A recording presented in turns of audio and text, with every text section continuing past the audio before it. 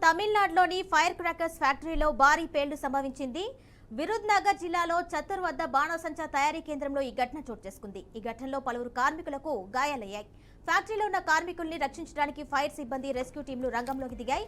అగ్నిమాపక సిబ్బంది కొన్ని మంటలను అదుపులోకి తీసుకొచ్చారు. ఘటన సమయంలో ఫ్యాక్టరీలో భారీ ఎత్తున మందుగుండు సామాగ్రి ఉన్నట్లు సమాచారం. పేలుడు ధాటికి 5 ఇళ్లు ధ్వంసమయ్యాయి.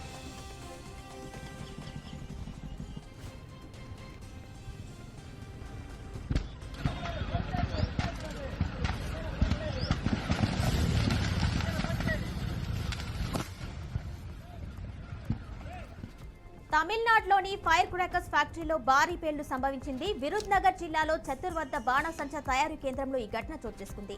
ఈ ఘటనలో పలువురు కార్మికులకు గాయాలయ్యాయి. ఫ్యాక్టరీలో ఉన్న కార్మికుల్ని రక్షించడానికి ఫైర్ సిబ్బంది, రెస్క్యూ టీంలు రంగంలోకి దిగాయి.